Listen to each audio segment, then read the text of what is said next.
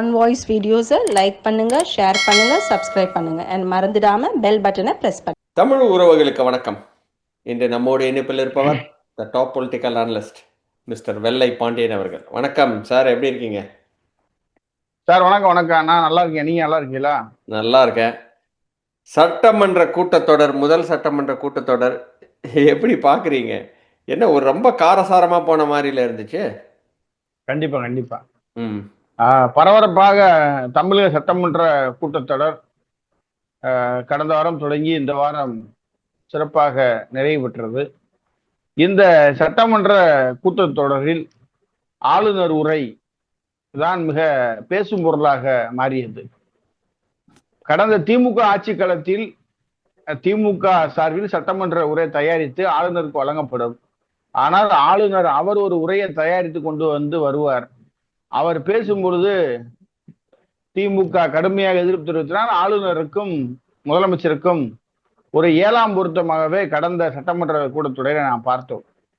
ஆனால் இப்ப இருக்கக்கூடிய அல்லேக்கர் ஆளுநர் அவர்கள் மத்திய அரசும் மாநில அரசும் இணைந்துதான் இந்த ஆட்சியை சிறப்பாக வழிநடத்த வேண்டும் என்பதை போல தமிழக அரசு கொடுத்த ஆளுநர் உரையை, அதாவது தாவேக ஆட்சி கொடுத்த ஆளுநர் உரையை முழுமையாக வாசித்து இந்த விசில் புரட்சியை பற்றியும் அதிக அளவில் இளைஞர்கள் முக்கியத்துவம் கொடுத்திருக்காங்க பற்றியும் ரொம்ப தெளிவாக பேசினார். ஆளுநர் உரைக்கு மதிப்பளித்து சட்டமன்றத்தினுடைய அனைத்து உறுப்பினர்களும் ஆளுநர் உரைக்கு நன்றி தெரிவிக்கும் தீர்மானம் தொடர்ந்து சட்டமன்றத்தில் பேசும் பொருளாக நாம் பார்த்தோம். அதில் மிக கவனிக்கப்பட வேண்டியது, திமுக சட்டமன்ற எதிர்கட்சி தலைவர் உதயநிதி ஸ்டாலின் அவர்கள் தலைமையில் திமுக அதன் கூட்டணி கட்சி தலைவர்கள் அனைவரும் முதலமைச்சர் வாயை திறக்க மாட்டேங்காரு, அவர் எப்பதான் பேசுவாருன்னு சொல்லி சிஎம் வாயை திறங்க என சட்டமன்றத்திற்கு கருப்பு பேட்ச் அணிந்து ஒரு பிரச்சனையை உருவாக்குனாங்க. அப்ப சிஎம் வேடிக்கை பார்த்துட்டே இருந்தாரு. சிஎம் இப்ப வாயை திறந்துட்டாரு. ஆனா சிஎம் பேசுவதை கேட்க சட்டமன்றத்தில் எதிர்கட்சிகளே இல்லை என்ற நிலையில்தான் இன்று தமிழக சட்டமன்றம் அமைந்திருக்கிறது. ஆனா அதான் அவர் அவர் வாயை திறந்தாரு அப்படின்னு நம்ம சொல்றோம். வாயை திறந்தாரு, எக்ஸலண்டா பேசினாரு அப்படின்ற மாதிரி தான் நான் பார்த்தேன். நீங்க எப்படி பாக்குறீங்க அந்த உரையை? ஏன்னா நிறைய பேர் மாண்பை அவர் காப்பாத்தல, அவர் இப்படி இந்த குட்டி கதையெல்லாம் சொல்லியிருக்கக்கூடாது, அதே மாதிரி இந்த மாதிரிலாம் பண்ணியிருக்க கூடாது அப்படின்லாம் நிறைய விமர்சனங்கள்லாம் வருது. எனக்கு அதில் உடன்பாடு இல்லைன்னாலும் நாம் மற்றவங்களோட பேச்சுக்கும் மரியாதை கொடுக்கணும் இல்லையா? ஸோ அதனால எல்லாரோட கருத்தையும் நம்ம கேட்போமே அப்படின்றதுனால தான். நீங்கள் எப்படி ஃபீல் பண்ணீங்க? தமிழ்நாடு சட்டமன்ற அந்த அவை என்பது பெரும் பெரும் தலைவர்கள் அங்கம் வைத்த ஒரு அவை.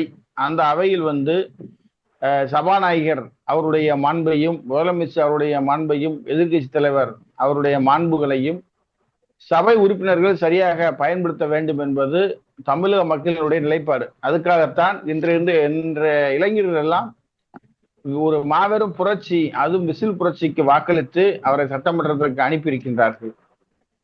மிக குறிப்பாக சொல்ல வேண்டும் என்றால், விஜய் அவர்கள் முதலில் மாண்பை கெடுக்கவில்லை. எதிர்கட்சி தலைவர்கள் கணவன் மனைவி ஒரு குட்டி கதையை சொன்னவுடன் தான் பதிலுக்கு அவர் பேச வேண்டிய ஒரு சூழ்நிலை வருகிறது.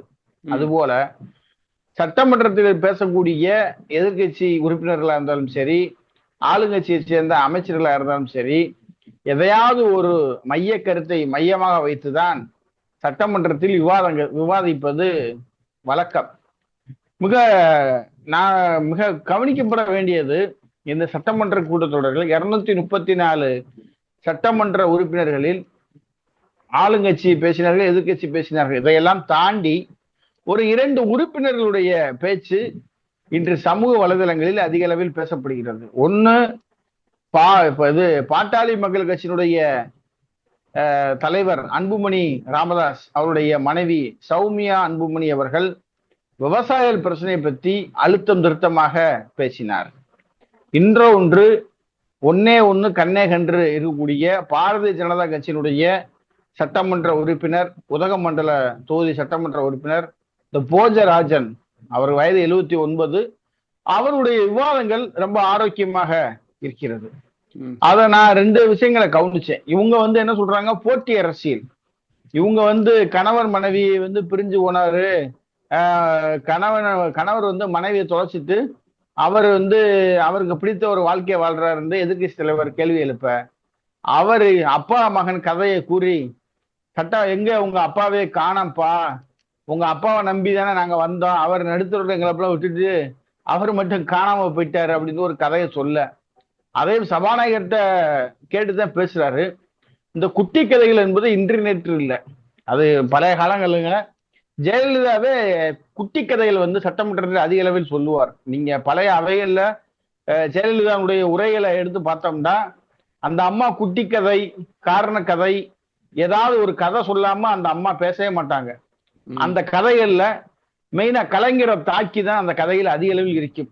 திரு கருணாநிதி அவர்களை தாக்கி இருக்கும். இன்னொன்னு, அவர் திமுகவினுடைய இன்றைய உறுப்பினர்களை மட்டும்தான் அவர் எதிர்க்கிறார் மட்டும் இல்ல, அவர் மறைந்த முதல்வர் கருணாநிதி அவருடைய பேரை சொல்லும்போது கூட சாரி கலைஞர் அப்படின்னு சொல்லி அந்த அவை மாண்பையிடம் காத்தார், மரியாதை தருகிறார். இன்னொன்னு, பெரியார் கொள்கைகள், பெரியாருடைய சித்தாந்தங்கள் எல்லாம் 2 திராவிட கட்சிகளும் அதிமுக திமுக என்று ஒரு 60 ஆண்டு கால அரசியலில் மாறி மாறி ஆட்சி இருந்த சட்டமன்றத்தில் எங்களுடைய கொள்கை தலைவராக நாங்கள் பெரியார், அதாவது கடவுள் மறுப்பு கொள்கையில எங்களுக்கு உடன்பாடு இல்லை, ஆனா அவர் சில கொள்கை இருக்கு அதுல மட்டும் எங்களுக்கு உடன்பாடுங்கிறத ரொம்ப தெளிவா பேசினாரு. அதுபோல அம்பேத்கர், காமராஜர், சான்சிராணி, வேலுநாச்சியார், அஞ்சலை அம்மாள் அதை பத்தி எல்லாம் சொன்னார். மெயினா அப்பா கதை அவர் சொல்லணும். அவர் அதை பத்தி சொல்லணும்னா இதையே இந்த விசில் புரட்சி என்பது விஜய் அவர்களுடைய இந்த புரட்சி கரூர் சம்பவத்தை மையமாக வைத்து திமுக எந்த அளவுக்கு அரசியல் செய்தது, திமுக அமைச்சர்கள் எந்த அளவுக்கு விஜய் அவர்களுக்கு நெருக்கடி கொடுத்தார்கள் என்பது உலகம் அறிந்த உண்மை. இன்னொன்னு, திமுகவும் அதனுடைய கூட்டணி கட்சிகளும் முதல்வர் மு.க. ஸ்டாலின் முன்னாள் முதல்வர் அவர்களும் விஜய்லாம் முதலமைச்சரா வருவாரா அப்படின்னு யாருமே எதிர்பார்க்கல, நம்மளே எதிர்பார்க்கல. இப்ப நானே என்கிட்ட கேட்டாங்கன்னா நான் ஒரு 5 சீட்டை ஒரு 10 சீட்டை செய்ப்பாங்க, அது இந்த முக்கியமான ஆளுக செங்கோட்டையன் ஆதவ அர்ஜுனா அந்த முக்கியமான ஆளுக செய்ப்பாங்க அப்படின்றது நம்மளுக்கு ஒரு நம்பிக்கை இருந்துச்சு, நடிகர் விஜய் இப்படி செய்ப்பாங்க. ஆனா இளைஞர்கள் ஒரு மாற்றம் தேவை என்பதை போல ஒரு 107 தொகுதியை அவர் தனிப்பெருமையான் வெற்றி பெற்று விட்டார் என்று முதலமைச்சராக எடுத்து விட்டார். அப்ப ஒரு அரசியல் கட்சியா இப்ப நம்ம சாதாரணமா விவாதம் பேசிட்டு போயிடுறோம், ஆனா இந்த விவாதம் மிகப்பெரிய தாக்கத்தை ஏற்படுத்தும், எல்லா மக்களுக்குமே ஏற்படுத்தும். அப்ப ஒரு இன்னைக்கு முதலமைச்சராக கூடிய நடிகர் விஜய் அவர்களை அவர் எதிர்கட்சி தலைவராக இருந்த பொழுது திமுக எந்த அளவுக்கு அவருக்கு நெருக்கடி கொடுத்தது, அப்ப அவர் அந்த இதெல்லாம் பார்த்துதான் இன்னைக்கு நம்மளுக்கு ஒரு வாய்ப்பு கிடைச்சிருக்கு. நம்ம பழி வாங்குற என்ன இல்ல, பழைய சம்பவங்களை சுட்டி காட்ட வேண்டியது முதலமைச்சருடைய கடமை. அதுதான் என்ன சொல்றாரு, இதற்கு முன்னாடி அரசினுடைய கஜானாவை திருடியவர்களையும் காசை கொள்ளையடித்தவரை நான் சும்மா விடமாட்டேன், அது மக்களுக்கு போய் சேரணும் அப்படின்னு சொல்லி ரொம்ப அழுத்தம் திருத்தமா ரொம்ப விஷயங்களா பேசியிருக்காரு. சில கருத்துக்கள் மக்கள் வரவேற்கிறார்கள், சில கதைகளை மக்கள் ரசிக்கவில்லை. மக்கள் ரசிக்கவில்லை என்றாலும் ஜெயலலிதா சொல்லாத கதைகளை விஜய் கூறவில்லை, கலைஞர் சொல்லாத கதைகளை விஜய் கூறவில்லை, எம்ஜிஆர் சொல்லாத கதைகளையும் விஜய் கூறவில்லை. பல முதல்வர்கள் பல குட்டி கதைகளை சட்டமன்றத்தில் பேசுவது வழக்கம். அதை போலத்தான் நடிகர் விஜய் அவர்களும் இந்த குட்டி கதையை கூறியிருக்கிறார் என்றுதான் போட்டு ஒலையில வச்சிருக்கீங்க அப்படின்ற மாதிரி எல்லாம் பேசினதெல்லாம் ஓகேன்ற மாதிரி பாக்குறீங்களா? எப்படி அதெல்லாம் அந்த மாதிரி இல்ல அது எதிர்கட்சி ஏதாவது ஒரு இவர் ஆளுங்கட்சியா இருக்காரு, எதிர்கட்சி ஒரு கருத்து சொல்லும் போது இவர் ஒரு கருத்தை சொல்லணும்ல, ஊரை போட்டு ஒலைய வச்சிருக்கீங்க அப்படிங்கும்போது இவர் ஒரு கருத்தை சொல்றாரு. ஊழல் நிறைந்த ஒரு அரசு உங்களுடைய திமுக அரசு இருந்துச்சு, நான் ஊழலற்ற ஒரு அரசை உருவாக்க விரும்புறேன். இன்னைக்கு கூட மின்சாரத்துறையில பல பேருக்கு பணி நியமன ஆணை வழங்கப்பட்டிருக்கு. அதே மாதிரி தனியார் பள்ளிகளுக்கெல்லாம் அங்கீகாரம் கொடுத்துருக்காங்க, யாருமே பைசா செலவழிக்கல. இன்று தமிழகம் முழுவதும் ஏரி குளங்கள் கம்மாய்களில் லஞ்சம் கொடுக்காம அனுமதி பெற்று அந்த வண்டல் மண்லாம் அள்ளுறாங்க.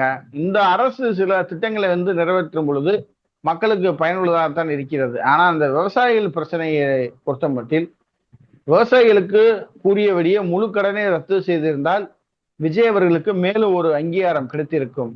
ஆனால் அவர் யாருடைய பேச்சை கேட்டு, யாருடைய செயல்பாட்டை கேட்டு அந்த விவசாயிகளுக்கு 50,000 முதல் அறிவித்தார், அப்புறம் 75,000 அறிவித்தார், 75,000த்துக்கு மேல பெற்றவருக்கு 35,000 அறிவித்தார். அது ஒன்றுதான் அவருக்கு இருக்கக்கூடிய மிகப்பெரிய ஒரு பின்னடைவு.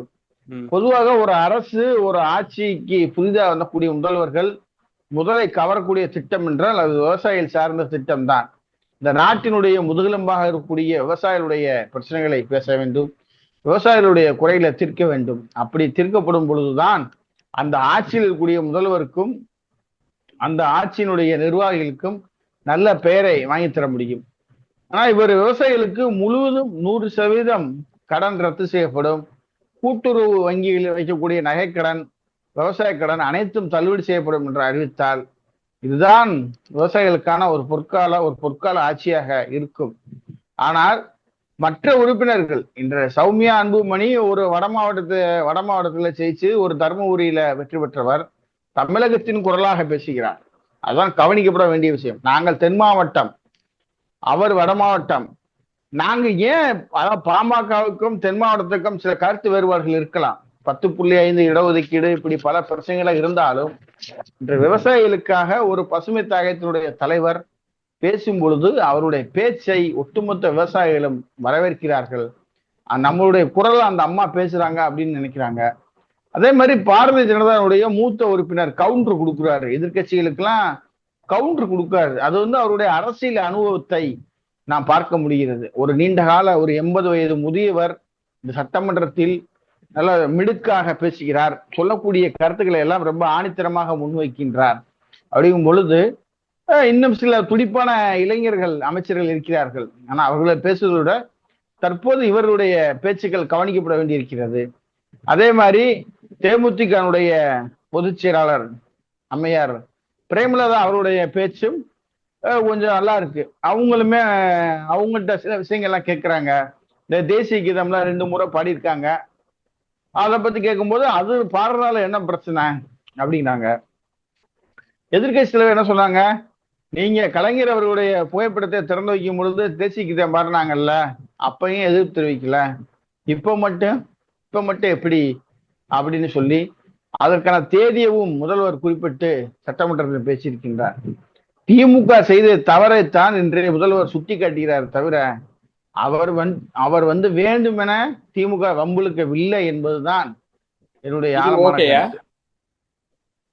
ஆமா, அது ஓகே தான். நீங்க சொன்னீங்கல்ல கூட்டணி முடிஞ்சிருச்சுன்னு சொல்லி சொன்னாரு. அப்ப அவரு, அதாவது ஒரு எதிரியாலத்தை வீழ்த்த முடியும், ஒரு துரோகியாலத்தை வீழ்த்த முடியும். அப்ப ஸ்டாலின் என்ன சொன்னாரு, நான் மீண்டும் முதலமைச்சர் ஆவேன், தனிப்பெருமாவோட ஆட்சி அமைப்பேன்னு சொல்லி கூட்டணி முடிந்ததுன்னு சொல்லி காங்கிரஸ் ஒப்பந்தம் போட்டு கார்ல வரும்போது இப்படி செஞ்சாரு. அதைத்தான் சபாநாயகரிடம் அனுமதி பெற்று அவர் முதல்வர் அவருடைய பாணியில அப்படி செய்யறாரு. ஆனா என்ன சொல்றாங்க, அவர் திரைப்பட நடிகரு, சட்டமன்றத்துல ரீல்ஸ் போடுறாரு, மீம்ஸ் கிரியேட் பண்றாரு அப்படின்னு சொல்றாங்க. சோ ஏன் அதிமுக ஆட்சியில தனக்கு தானே சட்டையை கிழித்து கொண்டு நாடகம் ஆடினார்களே முக ஸ்டாலின் கும்பல், அப்ப தப்பு கிடையாதா? ஜெயலலிதாவை தலைமையை பிடிச்சு அடிச்சாங்களே, அப்பெல்லாம் தப்பு கிடையாதா? ஏன் சில சட்டமன்ற உறுப்பினர்கள் அவமரியாதை செஞ்சிருக்காங்க. இதே திமுக ஆட்சியில நீங்க ஒரு எதிர்கட்சி தலைவரை பேச விட்டா சும்மா விடுவீங்களா? எவ்வளவு பேர் எதிர்த்து இது பண்றீங்க? சிஎம் வாயை திறக்க சொல்லி கேட்டது யாரு? திமுக. முதலமைச்சர் அவர் பேச ஆரம்பிச்சிட்டாரு. உங்களுக்கு நக்கல் நையாண்டி பணம் தெரியுமா, எனக்கும் தெரியும், உங்களை அதாவது ஒரே குட்டையில் பிறந்த மட்டைகள் தான் என்பதை போல நீங்க என்ன எப்படி பேசுறீங்களோ அதே மாதிரி நானும் பேசுவேன் சொல்லி பேசியிருக்காரு. இவர் பதிலுரை பேசும் பொழுது எதிர்கட்சி உட்கார்ந்து தங்களுடைய கருத்துக்களை முன் வச்சிருக்கணும். ஆனா விஜய் அவர்களை பேச விட்டு இவங்க எல்லாருமே கிளம்பி வெளியே போயிட்டாங்க. இதுதான் மிகப்பெரிய எதிர்கட்சியா அப்படின்னு கேட்க வேண்டிய ஒரு சூழல் இருக்கு. இன்னொன்னு, எதிர்கட்சி விவசாயிகளை பத்தி இன்னும் பெருசா பேசல, பயிர்க்கடனை பத்தி கம்யூனிஸ்டுகளும் விவசாயிகளும் போராட்டம் செய்யறத தவிர திமுக ஏன் அந்த விவசாயிகள் போராட்டத்தை கையில் எடுக்கல? ஏன் திமுகவுக்கு விவசாயிகள் ஓட்டு போடலையா? ஏன்னா திமுக கையில் எடுத்திருக்க தமிழ்நாடு முழுக்க உங்களுடைய விவசாய அணி நிர்வாகிகளை வைத்து தாவேக அரசை கண்டித்து திமுக விவசாய அணி சார்பாக மாபெரும் கண்டன ஆர்ப்பாட்டம் போராட்டம் நேரம் நடத்தி இருக்கணும்ல, ஏன் பண்ணல சொல்லுங்க?